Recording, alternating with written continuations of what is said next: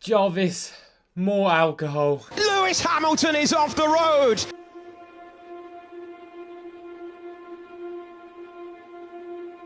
Are you okay? Yeah, so sorry guys.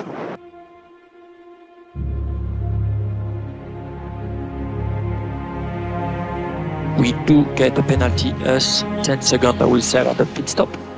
Who gets a penalty? Me? You get. Are you joking? You're joking.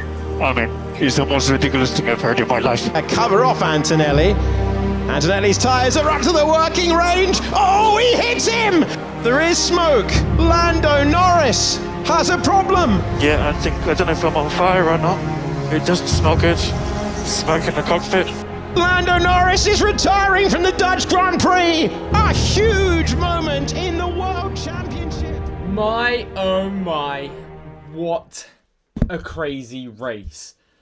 I don't know where to start with this race review. Honestly, this has to be one of the most insane race weekends we have seen of 2025. Absolutely incredible race. We've had drama. We've had technically wet weather. We had safety car after safety car after bleeding safety car. We had a massive shift in the championship standings. And for Ferrari, well, that's nothing new. That's what Ferrari are always like. But I can't stress enough how insane this weekend was. If you haven't seen the highlights or the full race yet, I so recommend watching it. It was incredible. Now, this is quite a raw race review straight after, because this is basically right after my live stream, and I just wanted to get my thoughts down on the entire race because it's still in my mind, so I don't really need a script for this sort of video. But there was just drama everywhere. I mean, qualifying, Lando Norris looked so much better than Piastri in FP1, 2 and 3. Come qualifying, Piastri pulls it out of the bag. But not only this, it wasn't just that he pulled it out of the bag. It's the fact that Lando and Piastri's lap time were basically the same. It was 12 milliseconds different. How do you get that close?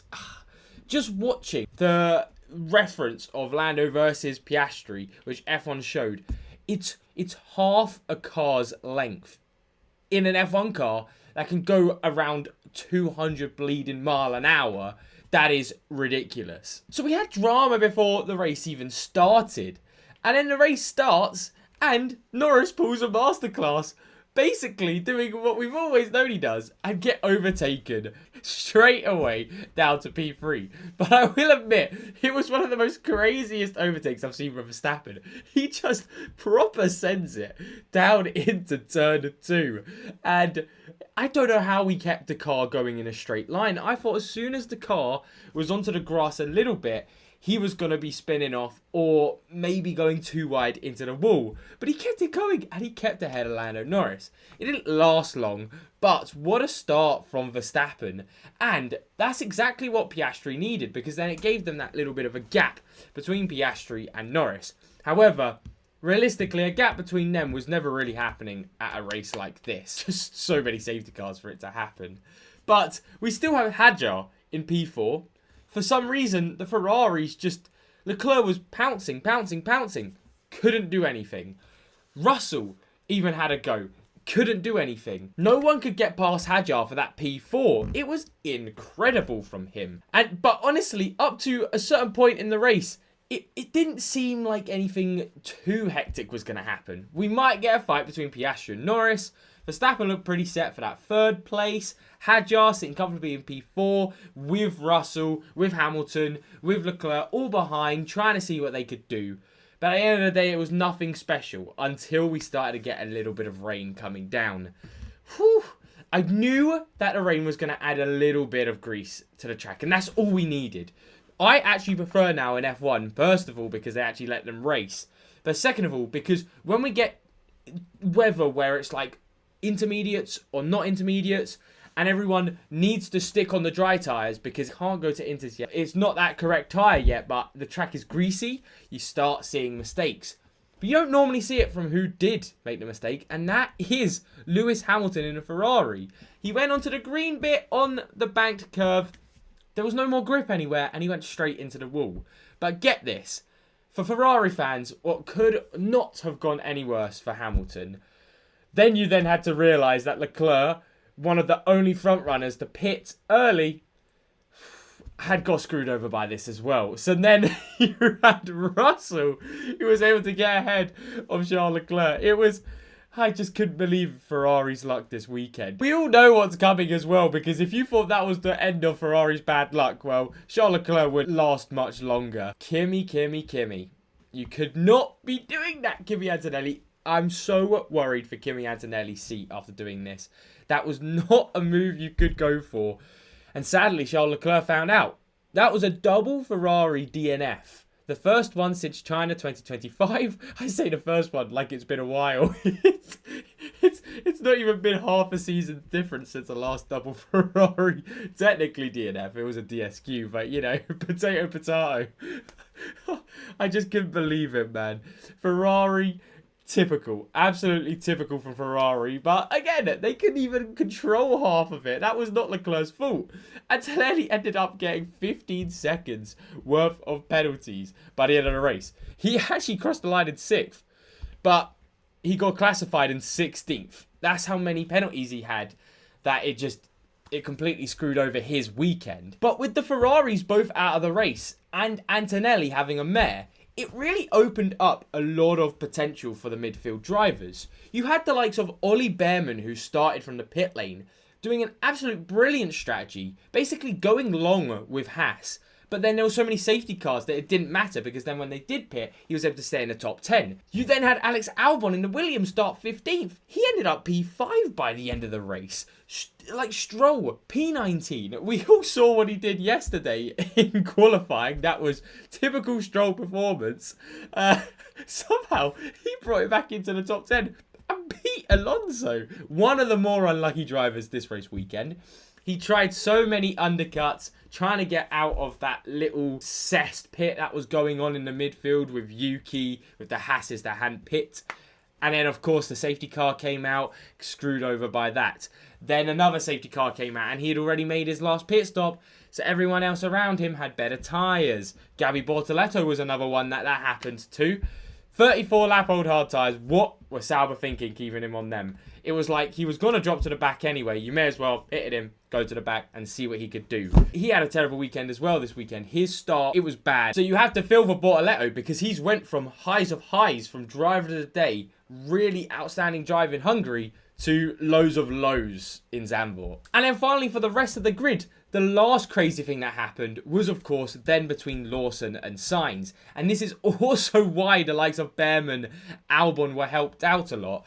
Because you had Lawson, who was sitting firmly in P8. You also had Carlos Sainz. Both of them coming together into turn 1 after the safety car restart. What were they doing? What were they playing at? 100% a racing incident. I'll get into that in a second as to why. But they both got a puncture at possibly the worst place to do it on the track. Both got sent to the back of the grid. It was game over from there. Lawson actually finished decently considering after everything that happened. I mean, even Sainz, I think they both did half decent to get where they were still at the end of the race. But Sainz got a 10-second penalty. What the hell was that all about? That has got to be one of the most ridiculous decisions we have seen for a while. Yes, technically it's Lawson's corner. He had the apex first. You know, all of that jazz in F1 we've heard so many times now. But Sainz had the space there. He still was allowed to have his nose there. And that's just what happens in racing sometimes. If Lawson wants to close the gap and Sainz isn't going to do it, they're going to collide. And that's exactly what happened. There was no need for a penalty, though. It definitely wasn't Carlos Sainz's fault. Absolutely ridiculous. I can't believe he had to serve that 10-second penalty. But at least he got it out of the way and done and dusted. And then at least he finished. But from the midfield, the back markers, all of that stuff, that was everything crazy that happened in this race. I'm telling you, like, if you looked at the results after not watching the race, you would think this was the most hectic race. You would be right. This just was F1's craziness. As a general fan, I was a huge fan of this race. But I'll get on to the final little discussion of the race part of it, because there's actually more that happened after the race. But we have to talk about the McLaren duo. Throughout the entire weekend of the quali and the race, Nothing could separate them, basically. Norris got into Piastri's DRS once, didn't really hold it. They were so equal on pace. I just couldn't see Norris ever getting past Piastri, even if he had the DRS, because you need a lot more than that to get past these days in F1. So that was never going to happen. I think Norris was going to get second place.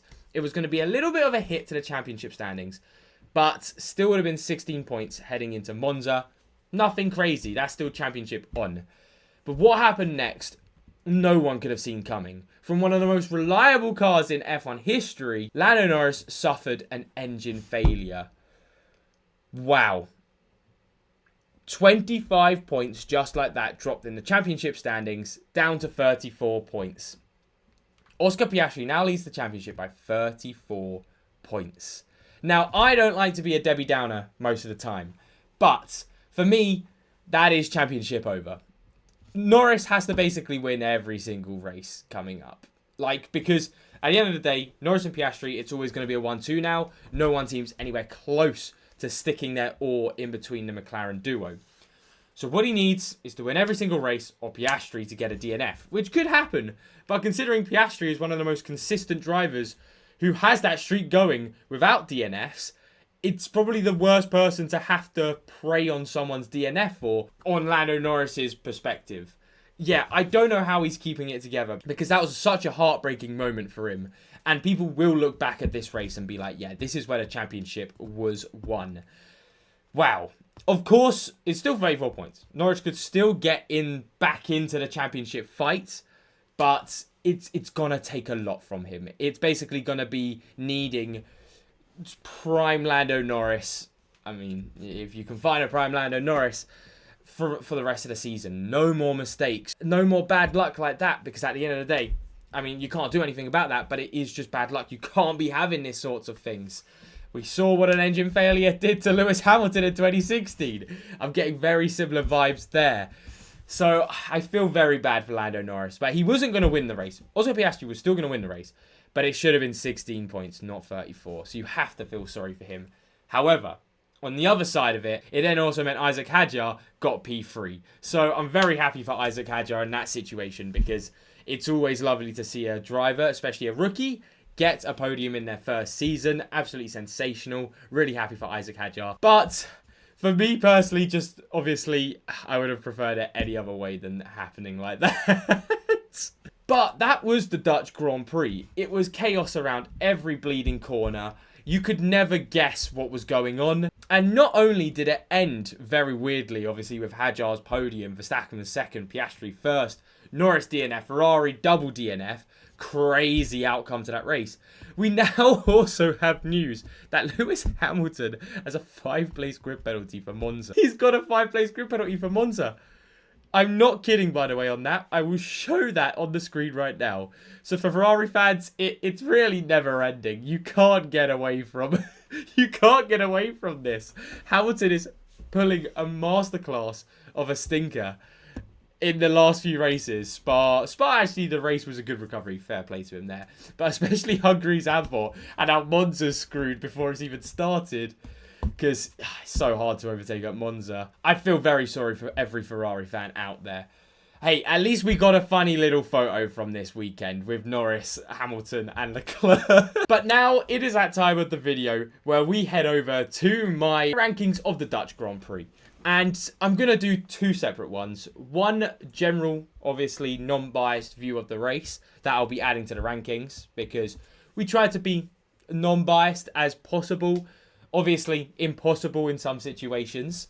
But a non-biased view of Zandvoort. This race gets, honestly, a 9 out of 10. This is the epitome of F1 in a single race. We had slight changeable weather conditions that made the track greasy, just enough to add a little bit of a sprinkle of chaos to the race. We had Piastri and Norris within 2 seconds of each other, basically the entire race. We had safety car after safety car after safety car. We had DNFs. We had drama in the championship standings. We had everything we'd want in an F1 race.